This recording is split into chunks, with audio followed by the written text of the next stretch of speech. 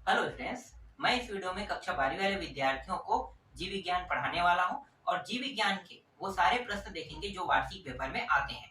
तो उसी के हिसाब से हम लोग तैयारी करेंगे। ठीक है, तो आप लोगों को बस क्या करना है, तैयारी करते जाना है और आपका नंबर बहुत अच्छा आएगा। अभी तक मैंने देखा है कि यूट्यूब में ऐसे कोई भी टॉपिक आपको नहीं मिलेगा जो आपके एग्जाम से संबंधित हो, क्योंकि जब भी आप पढ़ोगे तो पूरा बुक पढ़ोगे और पूरा बुक पढ़ोगे तो वहां से कुछ प्रश्न जो है वहां से आएंगे, तो बहुत ज्यादा पढ़ने के बाद थोड़ा सा टॉपिक आता है। तो इससे अच्छा है पहले से ही हम कम कर लेते हैं इसे, और कम करने के बाद उससे पढ़ाई करेंगे तो आपका नंबर क्या होगा, अच्छा आएगा ना। तो उसी हिसाब से हम यहाँ पे देखने वाले हैं। तो चलो शुरू करते हैं। तो जीव विज्ञान से आपके एग्जाम में कुल 70 नंबर का प्रश्न आएगा, जिसमें से 30 नंबर क्या है, 30 नंबर प्रैक्टिकल का रहेगा और 70 नंबर जो है वो क्या रहेगा, आपका पेपर रहेगा। तो 30 और 70 दोनों मिला के कितना हो जाएगा, 100 नंबर का रहेगा ना। 30 और 70 दोनों मिला के 100 नंबर का रहेगा। और अभी मैं जो इकाई आपको पढ़ाने वाला हूँ, इस इकाई में 4 अध्याय, कुल 14 नंबर के प्रश्न आएंगे। और 14 नंबर के प्रश्न में आपको 1 नंबर, 2 नंबर, 3 नंबर के 2 प्रश्न और एक 5 नंबर के 1 प्रश्न देखने को मिलेगा।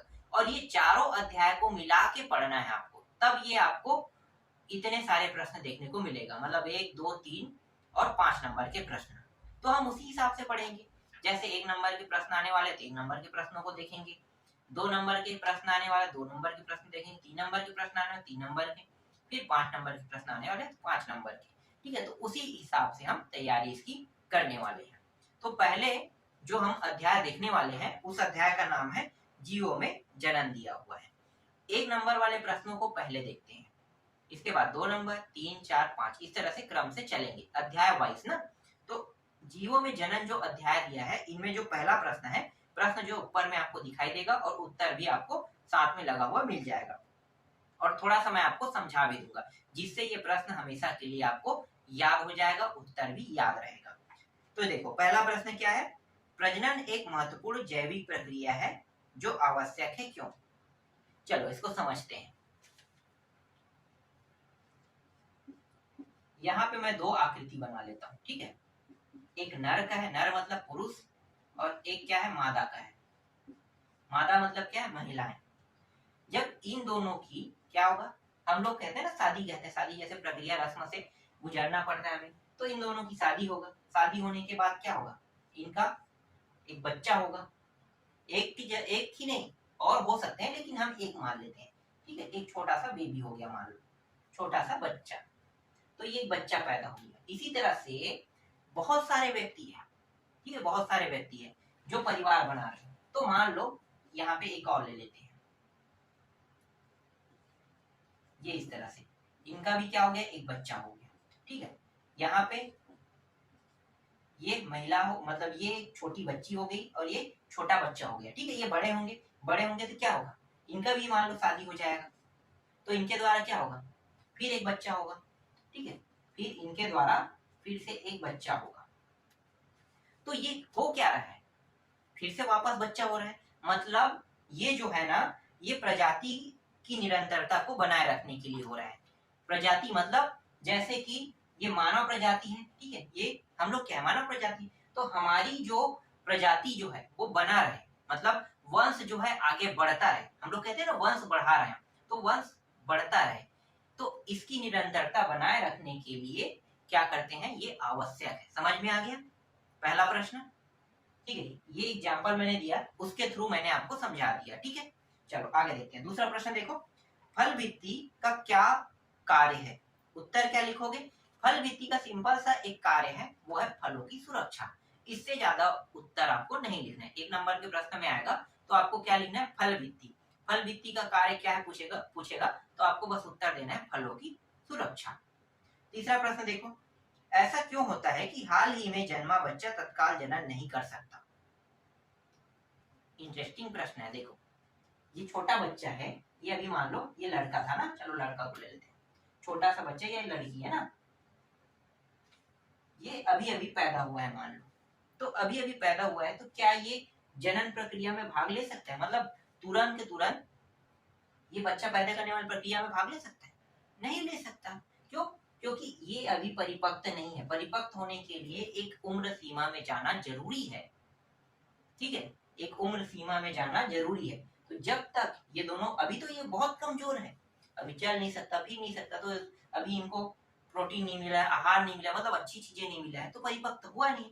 तो परिपक्व होने के लिए इन दोनों को क्या होना चाहिए, इन दोनों को एक उम्र सीमा तक के पहुंचना पड़ेगा। और जब ये उम्र सीमा तक पहुंच जाएगा तभी क्या होगा, ये जनन प्रक्रिया में भाग ले सकता है। तो इसीलिए हाल ही में जन्मा जो बच्चा है वो परिपक्व नहीं होता है, इसीलिए वो जनन प्रक्रिया में भाग नहीं ले सकता है। बस इतना इसका क्या रहेगा, उत्तर रहेगा।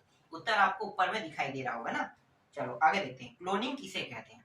अब क्लोनिंग क्या होता है, सिंपल शब्दों में समझो तो जुड़वा बच्चा पैदा होते हैं, ठीक है। यहाँ पे मैं समझाऊं क्या, चलो समझाने की जरूरत नहीं, यहाँ पे एक और बच्चा लेते हैं, जुड़वा बच्चा ले लेते हैं, ठीक है।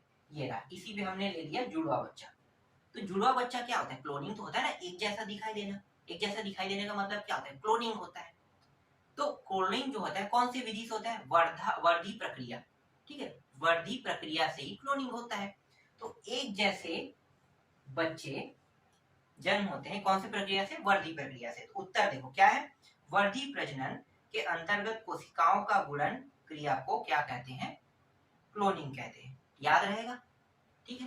क्लोनिंग का मतलब आपको समझ में आ गया क्या होता है भी क्लोनिंग का मतलब, जुड़वा बच्चे जो पैदा होते हैं वो एक जैसे दिखाई देते हैं, उसे हम क्लोनिंग कह देते हैं, बस यही तो है।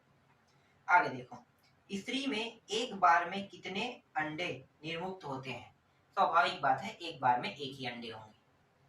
इसके बारे में YouTube में मैंने एक 3D वीडियो देखा था, आप लोग जाके भी देख सकते हो, ठीक है। 3D वीडियो में पूरा दिखाया गया है कि किस तरह से बच्चे जाते हैं, मतलब किस तरह से गुणसूत्र जो होते हैं ना, तो आगे बढ़ते जाता है, ठीक है, और वो अंडे में जाकर मिल जाता है। तो बहुत सारे, जब भी गुणसूत्र जो होता है वो बहुत सारे रहते हैं ना, जिसे हम क्या कहते हैं, स्पर्म बोल देते हैं। तो बहुत सारे रहते हैं, एक साथ में रिलीज होते हैं हजारों करोड़, लेकिन एक ही जाके अंडे में जाता है।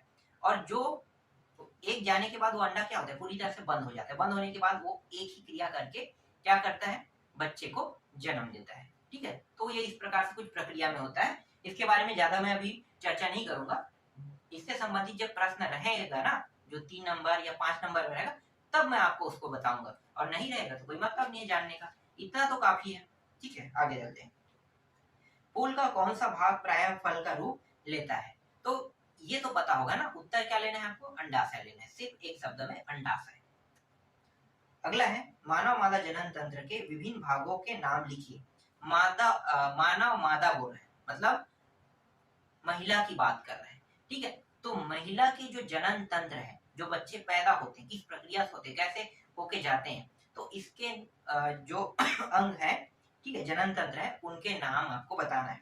तो सबसे पहले तो योनि मार्ग होता है, ठीक है। आगे जाओगे तो क्या होगा, आगे जाओगे तो योनि मार्ग से अंडाशय तक के सफर करता है, फिर फैलोपियन तक के जाएगा, ये क्रम से नहीं, क्रम से मैं बता रहा हूँ, ठीक है। फिर अंत में गर्भाशय में जाता है, ठीक है। तो ये इस तरह से, तो एक जोड़ी अंडाशय है, एक जोड़ी फैलोपियन दिया हुआ है।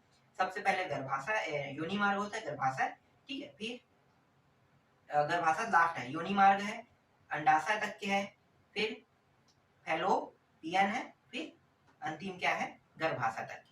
इस तरह से आप याद रख सकते क्रम के वाइज। इसी तरह से मानव की भी है, ठीक है, मानव की। तो मानव नर जनन तंत्र के विभिन्न भागों के नाम लिखिए। तो इसको मैं आपको बता देता हूँ, ठीक है। चित्र के थ्रू समझाता तो थोड़ा और अच्छे से समझ में आता, पर 1 नंबर के हिसाब से है तो अभी रोक रहे हैं, 3, 4, 5 में होगा तो देख लेंगे, ठीक है। एक जोड़ी विसर्ण, एक जोड़ी एपिडिमीस, एक जोड़ी शुक्रवाहिकाएं, फिर स्खलन वाहिनी, मूत्र मार्ग, सीसन तथा सहायक ग्रंथियां हैं। तो इन सबको याद रख लें, ये पुरुषों में पाया जाता है, ठीक है। 9वां प्रश्न देखो, कलिका उत्पादन द्वारा जनन किस जीव में होता है। तो उत्तर लेना है इष्ट। इष्ट कहाँ पे पाया जाता है भाई, दही में ना। इष्ट जीव जो है वो दही में पाया जाता है, हाइड्रा भी शायद दही में ही पाया जाता है। तो इसके द्वारा ही कलिका का उत्पादन होता है, इन्हीं जीवों के द्वारा, याद रखना। अगला है, निम्न में से कौन सा प्राणी उभयलिंगी है। अमीबा, केचुआ, जोक, मनुष्य दिया हुआ है, क्या लोगे, तो यहाँ पे केचुआ और जोक लोगे। केचुआ और जोक जो है उभयलिंगी क्या है, प्राणी है। तो ये जो है इसका उत्तर है। तो कुल मिला के 10 प्रश्न मैंने अभी आपको बताया, ये 1-1 नंबर के प्रश्न है। बस इनको आपको क्या करना है, तैयारी करते जाना है, पढ़ते जाना है। ठीक है, हम उसी हिसाब से आपको बता रहे हैं जिस हिसाब से आपके एग्जाम में प्रश्न आते हैं। तो पूरा ब्लूप्रिंट के हिसाब से ही आपको बताया जाएगा, इसके अलावा अदर नहीं बताया जाएगा। और आपको उसी तरह से पढ़ना है और एग्जाम में इसी तरीके जैसे हम बता रहे हैं, इसी तरीके के प्रश्न आपको देखने को मिलेगा, क्योंकि आप लोगों को पता होगा एग्जाम में 1 नंबर, 2 नंबर, 3, 4, 5 नंबर के हिसाब से ही आपके एग्जाम में प्रश्न आएंगे।